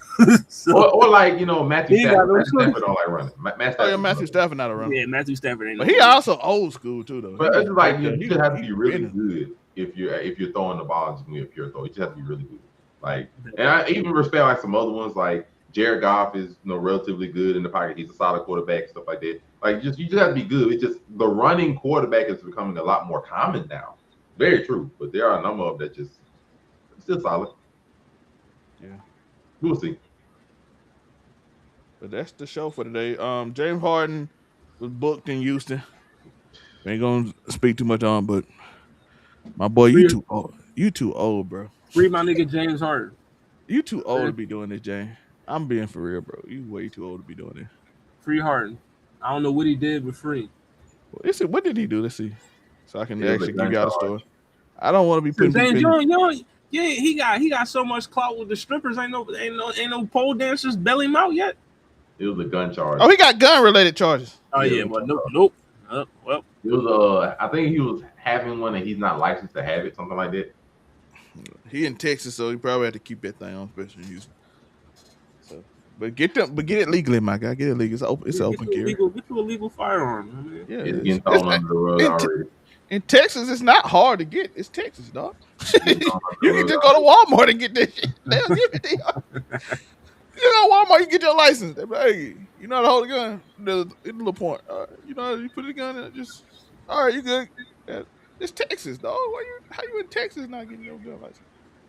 I get he probably he don't really live here, so I get he probably didn't think he needed, but he could keep it on him because he be in some places that he probably might need it one day. But like James, why ain't you rolling with a nigga that's strapped? Like you should have a motherfucker that's. You know what I mean? I would think that they would have security, considering you make millions of dollars. But I'm like when some places that at that level, when you at that status, you shouldn't be carrying no type of weapon. Like motherfuckers, he 9 figures, bro. You should have somebody doing that for you. 9 figures, that's easy, but somebody. I don't know what that means. Don't do that. But the same thing, but then we got the other people. So yeah. But it's been a good show. I appreciate y'all for coming. It's been a really good show. Me and Hollywood got a new show coming soon. Next week, me, him, and D-Rec on demand. Hopefully next week. We'll get Keep It 99 Music Theory coming soon. I'll probably do a solo episode this week, and we'll do bi-weekly between solo and what's name. Because I know I don't want to just put a bunch of shows on people, so I'm just gonna be doing I'm probably gonna start doing bi-weekly shows and do stuff like that, so we can get people rotated in and out. So Keep It 99 Music Theory is coming, where we break down lyrics of old songs. The first one with me and Hollywood and D-Rec is gonna be Brenda Got a Baby, and see if that's still relevant today. The story of Tupac said. I don't know which one I'm doing yet, but we got me and Hollywood and them got Love Yours, that, and all kind of story about fame and stuff we're going to break down on Keep It 99 Music Theory. Of course, Sunday, we have Cartoon Network Mount Rushmore. So we got that coming up, and I'm looking forward to that. We already got a list that was made by the group for who's on the Mount Rushmore. Eddie is going to be, of course, in the top 30. I know people are going to yell about that, so I do want to get that out the way before we do anything else. There's a lot of Cartoon Network shows you can use. I just don't really know how people are going to flow when it comes to that, because Cartoon Network got a lot of good shows. It just depends on how you're going to flow with it. Our 4 right now is Adventure Time, Teen Titans, Courage the Cowardly Dog, and Powerpuff Girls. I'm already against one of them hard, so it is what it is. You probably can blame Cam for that. Huh? I'm assuming you can blame Cam for that. I know. I didn't So even see the everybody else did the same I thing. didn't even see the question when it was asked of the first 4. So they got that through me. Don't worry. I'm gonna fight against it with all my might come Sunday. Yeah, so it's gonna be a good show. Look forward to that. We got the Keep 99 Sports Show back on Tuesdays. I know we did it today because we didn't have one Tuesday. Power review. I don't know. We might do some. I know people busy. We got to get time from people. So It's off season, so it don't matter. Yeah. So we got Power review show coming up soon. I already did my personal reaction. My first reaction from where I just react. The first thing I think about that comes out that night. And so we got a lot of shows coming. I got not for your For You page, not your FYP, a new show with the waifu girls. So that's gonna be a fun thing. So like I said, this summer I'm gonna try to put out a bunch of high quality shows with different ideas and different looks and different feels to engage with y'all, man. So overall 99 ent@gmail.com. I know I'm talking to them, but I want to get all this stuff out. So just go ask your questions, put your ideas out there. Make sure you like and subscribe. Go to overall99media.org. You can find all these places. You click this man's face, you go to Make It Make Sense the podcast. You go to the affiliate page, you will see both of How the Hood stuff, the Blurred Cartel, and the What It Sound Like pages and all that. If you just go to his page, as well as I know it says Sculpture, but it's supposed to be Brigade and a bunch of other like small businesses that I'm gonna support. I'm gonna try to put more small businesses on there. So go click everybody's pages. It will be right there for you. As well as Uniqo Williams, as you saw earlier, and everybody else. Y'all got anything to say before we get out of here? By the way, merch is right here. If you just on the screen, just take that screenshot. You can go find the merch right there. Easy. Or you can go to overall 99media.org. Shout out to overall 99. Shout out to overall 99. I mean, what it sound like back next week? Let's go. A lot of music next week. By the way, I mean, I'm looking forward to this. we got the mid-year review for what it sound like, and then I'm gonna keep it going after that because we've been going for too long. But that music theory show, that music theory show, I'm looking forward to. I'm looking forward to that one too. I got a lot of thoughts about a lot of songs. You know what I mean? So we already got. I think we only gonna probably we got 4 songs, but I don't know if how we gonna do it. I might do some of myself. We gonna talk about. We made a new chat that we can talk about and break it down. Some of them I don't know if they want to do. I'll just do it myself in the solo episode. But then we only got 4, so we'll just continue to make the list as we go. But I'm looking forward to that. I appreciate y'all for watching. We about to get out there.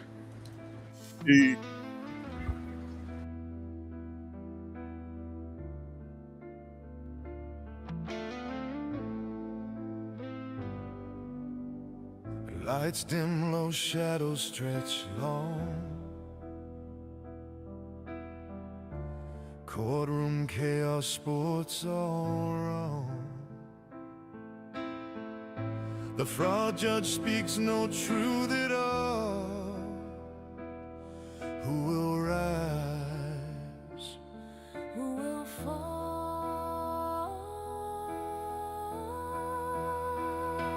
Keep it 99.